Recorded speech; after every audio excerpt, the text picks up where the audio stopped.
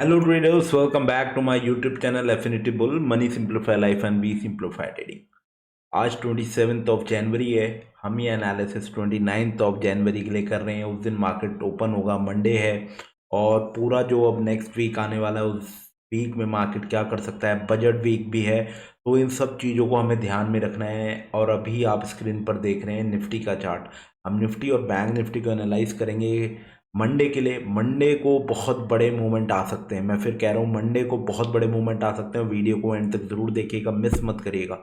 और जो लेवल्स मैं बताने वाला हूँ वो बहुत ही इंपॉर्टेंट लेवल्स होते हैं, बहुत ही एक्यूरेटली मार्केट पे काम करते हैं। जैसा कि स्क्रीन पर आप देख रहे हैं, अभी मैंने ये कुछ रेजिस्टेंस और कुछ सपोर्ट लेवल लगा के रखे हुए हैं।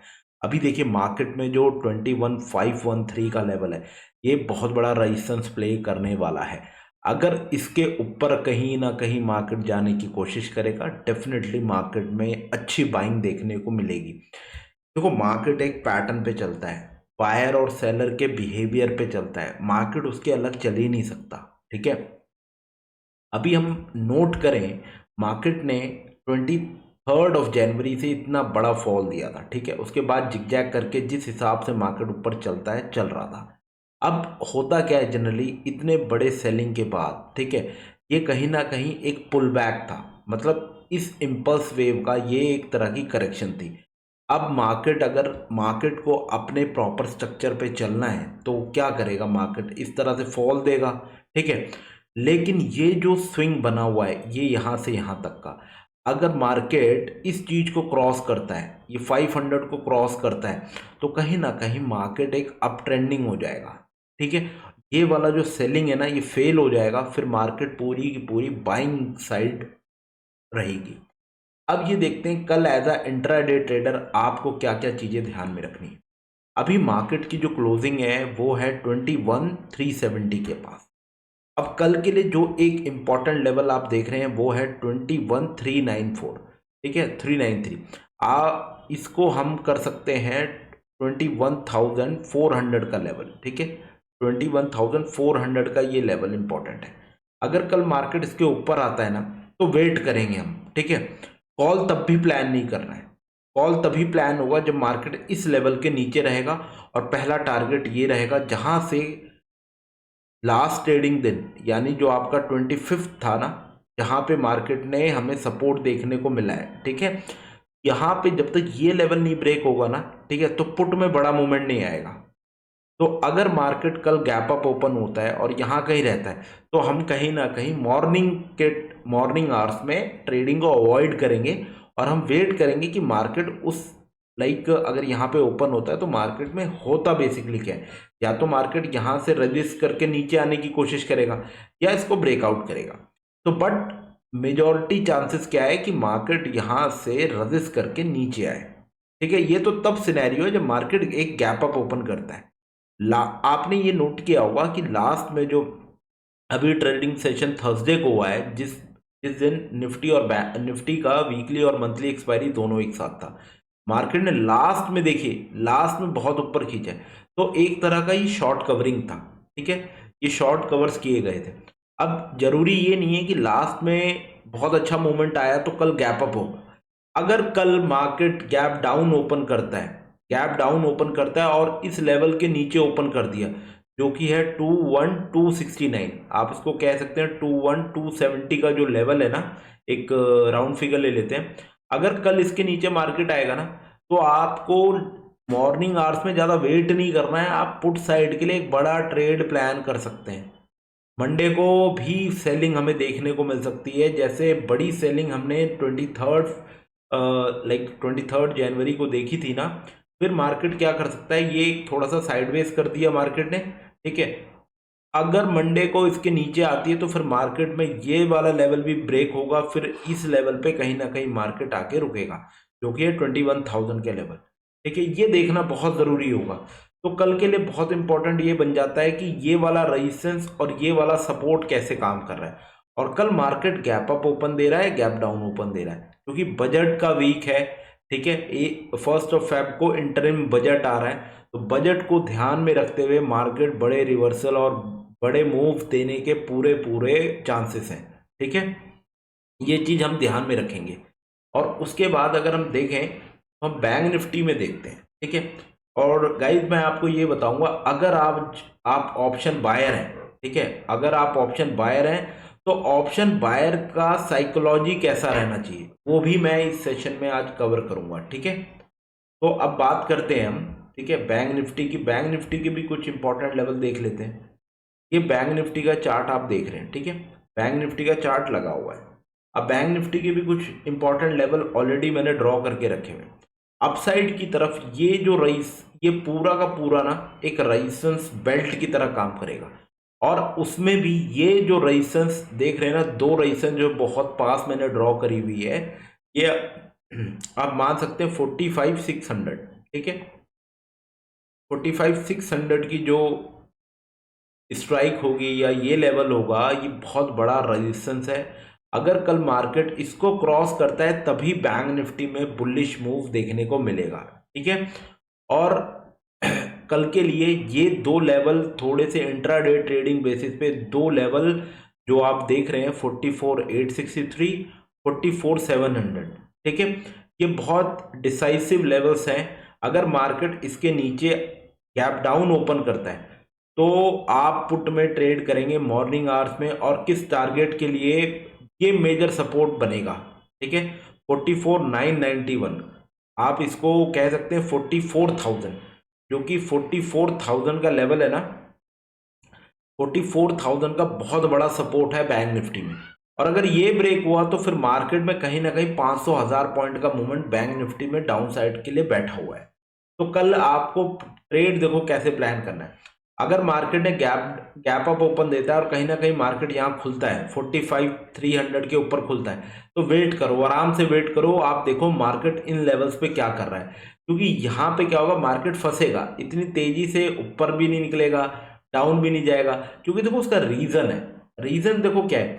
अभी सब लोगों ने क्या कर रखा होगा एज अ एनालिस्ट, सब लोग क्या जानते हैं कि ये लेवल एज अ रेजिस्टेंस की तरह काम करेगा, मार्केट ने ब्रेक कर दिया। बट यहाँ पे क्या है, ये भी रेजिस्टेंस की तरह काम कर रहा है, ये सपोर्ट बन जाएगा। तो सब लोग एक प्रॉपर लेवल आने के लिए वेट करेंगे कि मार्केट कहीं ना कहीं ब्रेकआउट दे, ब्रेक डाउन दे। तो ये जो रेंज होगा ना, जब फंसेगा मार्केट, तो ये यहाँ पे आप बड़ा टारगेट नहीं सोच सकते कि आप सोचें कि बैंक निफ्टी में 200-250 पॉइंट का आपको मूव मिल रहा है, ये नहीं, पॉसिबल नहीं है, स्टॉप लॉस ज़्यादा हिट होंगे। तो ऐसे में ट्रेडिंग हम अवॉइड करेंगे, ठीक है। तो कोशिश ये करनी है, पहले तो ये देखना है मार्केट ओपन कहाँ हो रहा है। अगर कल मार्केट देखो इतने लास्ट के ट्रेडिंग सेशन में इतना बड़ा अपसाइड मूव देने के बाद भी मंडे को अगर मार्केट गैप डाउन खुलता है, तो यानी मार्केट में स्ट्रेंथ नहीं है, मार्केट अभी नीचे जाने को और करेक्शन देने को बैठा हुआ है।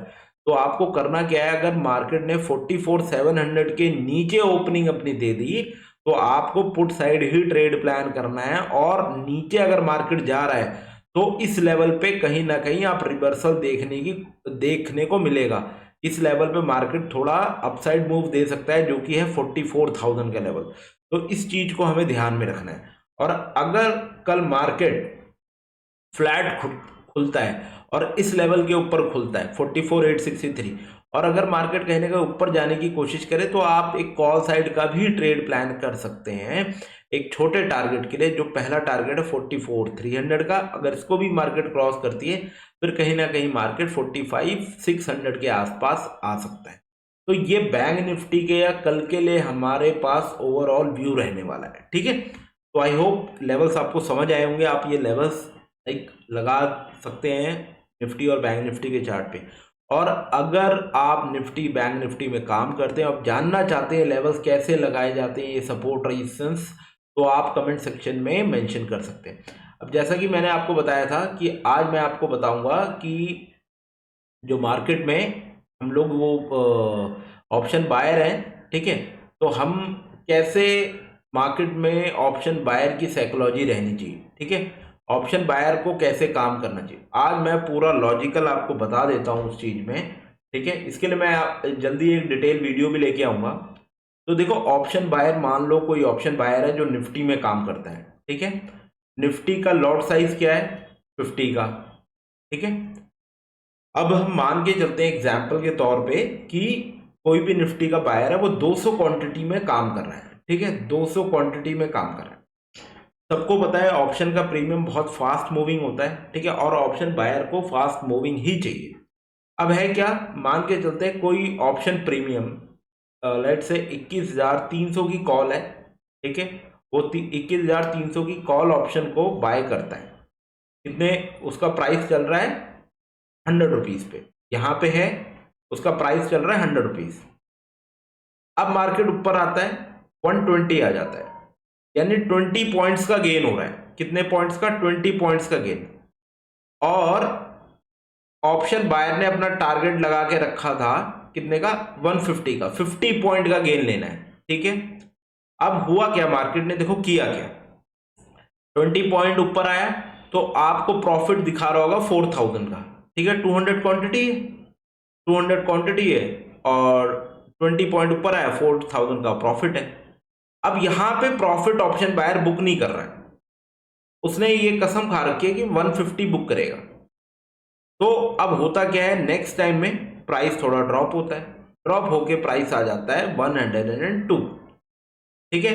अब उसका प्रॉफिट क्या रह गया, केवल 400 का, ठीक है। अब होगा क्या, जब 4,000 से कोई भी ट्रेडर 400 देखता है ना, तो होता क्या है, उसको फ्रस्ट्रेशन होती है, क्योंकि प्रॉपर मैनेजमेंट तो है नहीं, फ्रस्ट्रेशन होगी। अब उसके दिमाग में क्या चलता है, यार दोबारा अगर 4,000 दिखा दे मैं अपना प्रॉफिट बुक करूंगा। तो जैसे ही अगेन मार्केट ऊपर जाने की कोशिश करती है, ठीक है, ऊपर जाने की कोशिश करती है, तो जैसे ही उसको इवन 3,500 भी दिखता है ना, अपना प्रॉफिट बुक कर लेता है। बट उसको ये सोचना चाहिए कि जब अगेन मार्केट नीचे से ऊपर आ रही है, ये लेवल भी ब्रेक होगा 120, ठीक है, लेकिन वो बड़ा प्रॉफिट लेने में उसका जो पहले लाइक उन्होंने डिसाइड किया हुआ था 150 पे बुक करना है, वो कैंसिल हो जाता है। तो देखिए होता क्या है, ऑप्शन बायर को काम कैसे करना है, आपको कुछ डिसाइड ये करना पड़ेगा।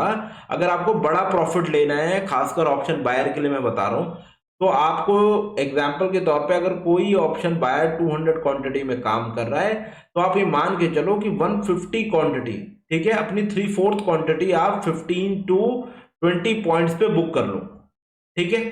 और बाकी की 50 quantity SL cost to cost के साथ छोड़ दो, जब तक कि इस क्वांटिटी में ना करते करते भी 50 पॉइंट के अब प्रॉफिट नहीं होगा ना, तो आप छोड़ दो। देखो इसका फायदा क्या होगा, आपने 150 जो क्वांटिटी है वो 200 पॉइंट पे सॉरी 20 पॉइंट पे बुक करी, तो आपको प्रॉफिट कितना हुआ, 3,000 का, ठीक है।